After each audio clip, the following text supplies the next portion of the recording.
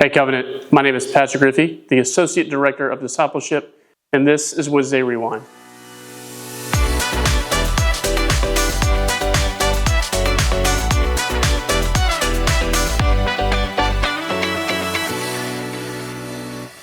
This Sunday, we continued our ongoing series, Defined, where we looked at the beginning of our core value, Christ is essential.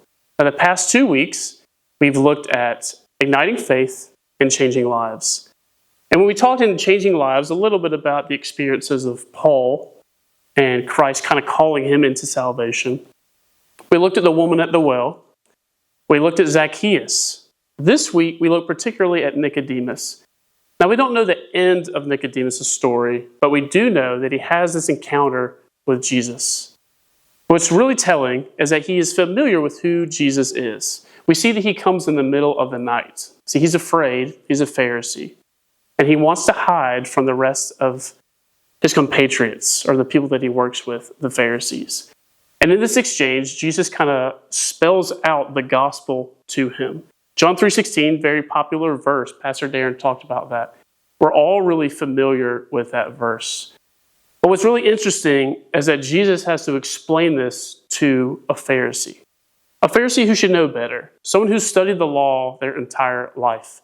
And as we read throughout the New Testament, the law is fulfilled in Jesus Christ. He's the embodiment of that entire law.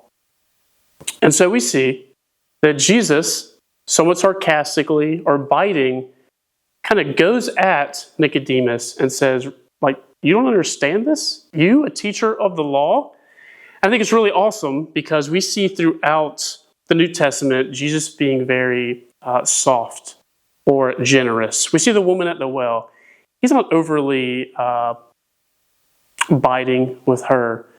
But in this exchange with Nicodemus, there is a sense of, really? You don't know this stuff? You're a Pharisee. You've studied this your entire life, and you're not aware of these things? And we see that God is the same yesterday, today, and tomorrow. And so I think very often we think, is God really going to be sarcastic? Is God going to act that way? But you see in Job, where we just recently went through, I believe, in the spring, and in the scene at the end of Job, God is talking in response to all of these claims, all of these criticisms, all of these challenges that Job has had towards God. And God says, oh, were you there when the world was created? Were you there when I divided the sky from the sea? Were you there when all this took place? No, you weren't. And I think God can do that because God is acting out of love. And I think that is where I want to look at, especially today, as we look at this core value of Christ is essential. See, Nicodemus should have known all of this all along. He was a Pharisee. He studied the law. He should have been familiar with what was going on. And he knew about Jesus, but until he has this interaction with Jesus, he did not know Jesus. Now, I've told this story before, but I think it paints a really good illustration of that difference between knowing about something and knowing something, or particularly when it comes to our faith, knowing about Jesus and knowing Jesus.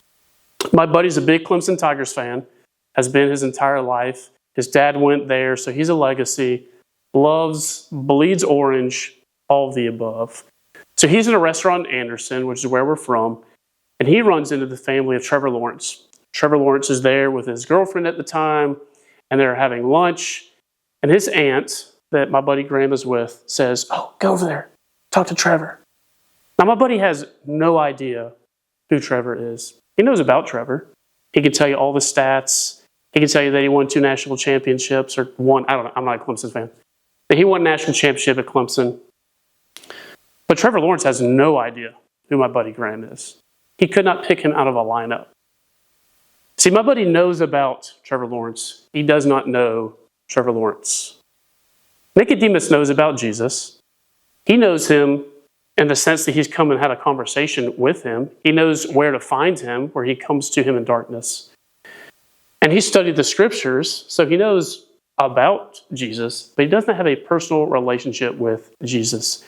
And that's the difference here. When we're talking about Christ is essential, I think for me, sometimes it is challenging, especially in this realm. What we're doing with the Wednesday Rewind is we're very theological. We're very doctrinal. We're looking at these things that really reference about God. These things are about God.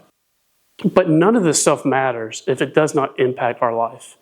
If we don't have that life change that Paul experienced, that the woman at the well experienced, that we know Zacchaeus experienced. Now, the story's not entirely written on Nicodemus as we read. We don't know what ends up happening after this interaction with Jesus. But I want to read from 1 Corinthians 13, because as I've referenced before, Paul had an experience that radically changed his life. And I think this sums up really well this idea of knowing about something and knowing something, or knowing about Christ and knowing Christ.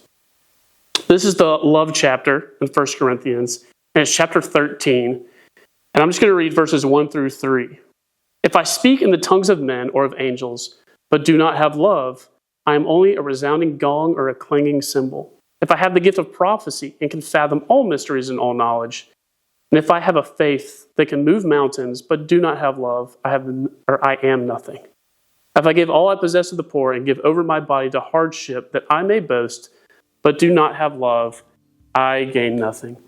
And in 1 John, we also read that God is love. So you can insert anywhere we read the word love in here, God.